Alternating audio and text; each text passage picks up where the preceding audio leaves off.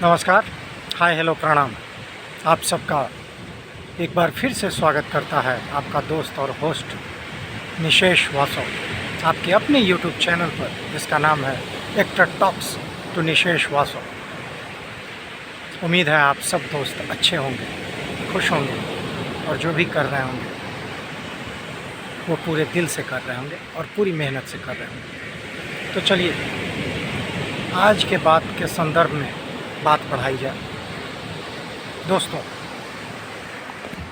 आज का ये मेरा ब्लॉग एक बहुत ही सामान्य क्वेश्चन पे है। हम सब एक्टर हैं और हमारे जहन में एक बात आती है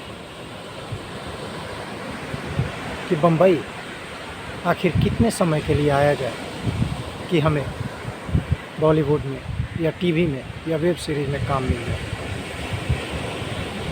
तो दोस्तों, ये एक ऐसा प्रश्न है जिसका सही उत्तर कोई नहीं दे सकता। मैंने बहुत सेलिब्रिटी को कहते सुना है कि आप एक टाइम फ्रेम बना कर आए, तो मैं इस बात से इत्तेफाक नहीं रखता, क्योंकि अच्छी बात है अगर आप अपने आप को एक टाइम फ्रेम देते हैं कि इतने समय के अंदर अगर मुझे काम मिला तो ठीक, वरना फिर मैं वापस अपने घर चला जाऊँगा। तो ये बात कुछ हद तक ठीक भी है और कुछ हद तक ठीक नहीं भी है। मैं दोनों ही बिंदुओं पर विस्तार से बात करने की कोशिश करूँगा। देखिए मित्रों, हम में से ज़्यादातर अभिनेता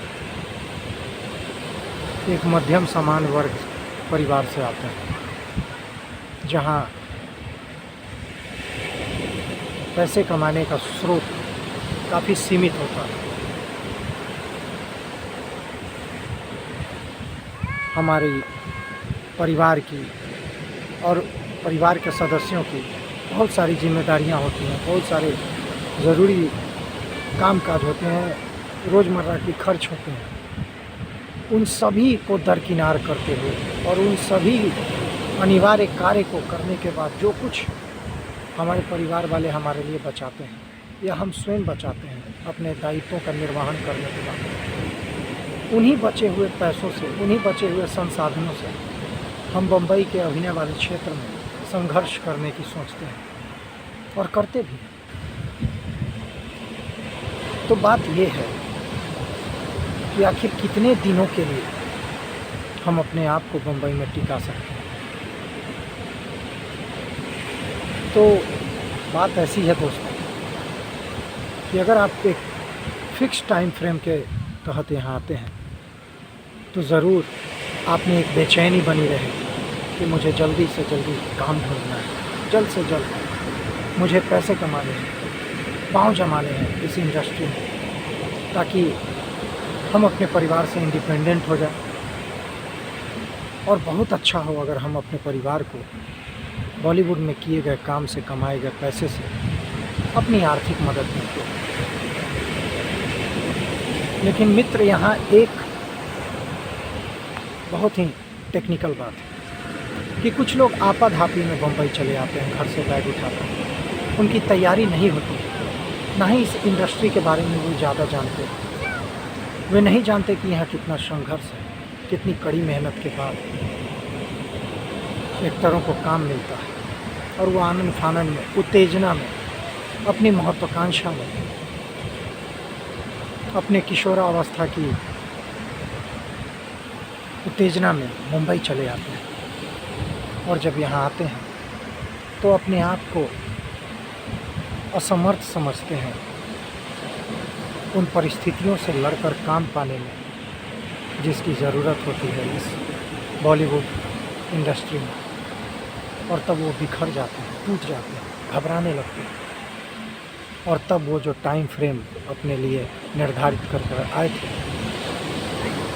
उस टाइम फ्रेम में उन्हें कामयाबी नहीं मिलती है, काम नहीं मिलता, तो मजबूरन उन्हें मुंबई छोड़ देना पड़ता है। क्योंकि हम में से बहुत सारे एक्टर प्रशिक्षित नहीं होते हैं, ना ही उतने आर्थिक रूप से मजबूत होते हैं। और जब वो यहाँ आते हैं तब उन्हें जब इस इंडस्ट्री के हालात के सच्चाई के बारे में जानकारी होती है कि नहीं, यहाँ एक ट्रेंड एक्टर ही लड़ सकता है, यहाँ एक ट्रेंड कलाकार की ज़रूरत है।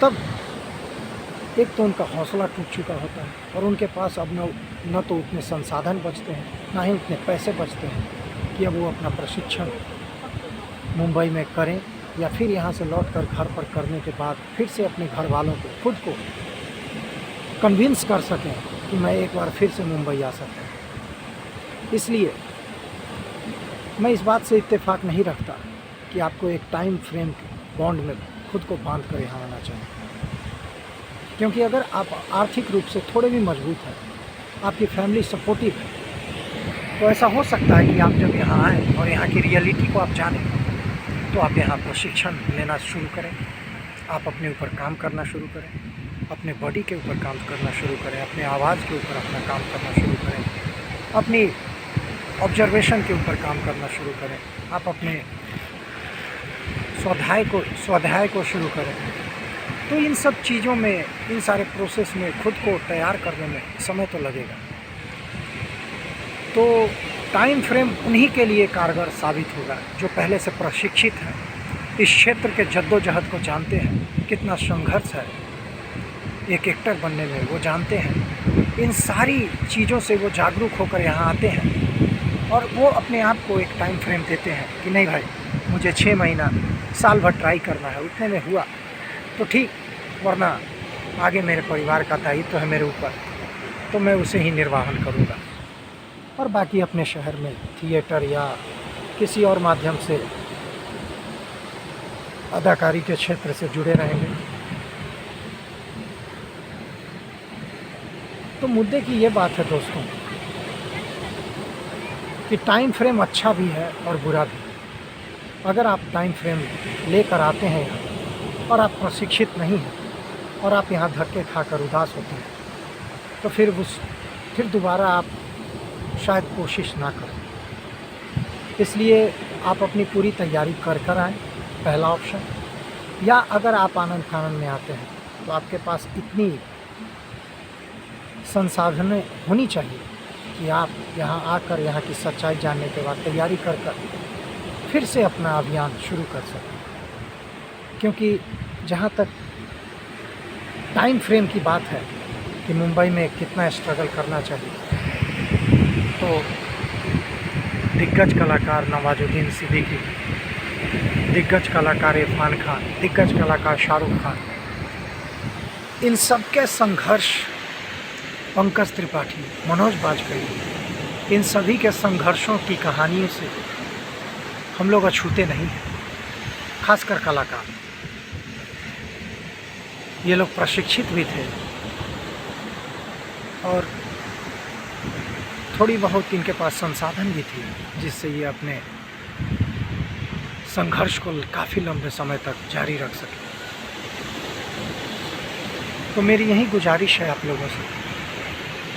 थोड़ा लाइट कम है, वीडियो मैं अभी वर्सोवा बीच पर बैठा हूँ और सूर्यास्त हो चुका है, तो रोशनी की कमी है।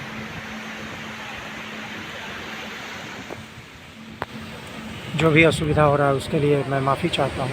तो मेरा यही कहना है दोस्तों कि टाइम फ्रेम में अपने आप को तभी बांधें जब आप पूरी तरीके से तैयार हो। अगर आप पूरी तरीके से तैयार हैं तो बेशक आप अपने आप को एक टाइम फ्रेम दे सकते हैं। और मुझे पूरी उम्मीद है कि अगर आप पूरी तरह से तैयार हैं और पूरी ईमानदारी से यहाँ ऑडिशन देते हैं, इंट्रोडक्शन देते हैं, जो कि आसान काम नहीं है।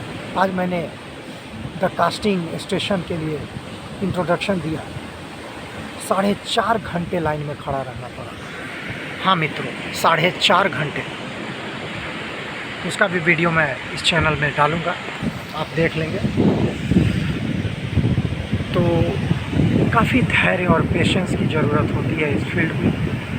आप प्रशिक्षित हैं और यहाँ आकर आप उस तरीके से पंक्ति में लंबे पेशेंस के साथ, कठोर धैर्य के साथ खड़े होकर अपना ऑडिशन अगर आप देते हैं, इंट्रोडक्शन देते हैं, तो ज़रूर काम मिलेगा। मेरा उतना ज़्यादा तो अनुभव नहीं है, मैं भी बहुत ही नया हूँ इस फील्ड में, लेकिन मैंने दूसरे लोगों को सुना है अच्छे अच्छे कलाकारों को सुना है, उनके बारे में पढ़ा है, उनकी वीडियो देखी है, उनके ऑटोबायोग्राफी को पढ़ा है, तो उनके बातों से मैं जो आकलन लगा पाया यही कि अगर आपने प्रशिक्षण लिया है और आप धैर्य के साथ अपने पारी का इंतज़ार करते हैं तो ज़रूर काम बनेगा। तो मेरा यही मानना है और मेरा आप सबों से यही विनती है कि खुद को प्रशिक्षित करें और तब एक टाइम फ्रेम के साथ आएँ। और अगर आपने प्रशिक्षण नहीं लिया है तो फिर यहाँ लंबे संघर्ष के लिए अपने आप को प्रशिक्षित करने के लिए उतना समय, उतने संसाधन, उतने पैसे होने चाहिए।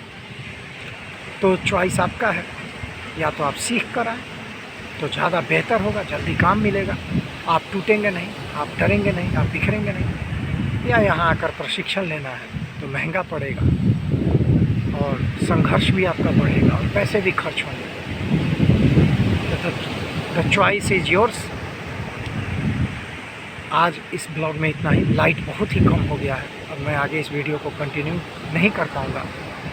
बाकी अगले किसी विषय पर जो भी जहन में आएगा या आप लोग कमेंट करेंगे उस पर मैं ज़रूर आपके लिए ब्लॉग बना कर लाऊँगा। तब तक के लिए अपना बेहद ख्याल रखिए, मुस्कुराते रहिए, हंसते रहिए, खुश रहिए और जो भी काम दिल से करना चाहते हैं उसे ज़रूर करिए और पूरी मेहनत से कीजिए, पूरी शिद्दत से कीजिए, कामयाबी ज़रूर मिलेगी।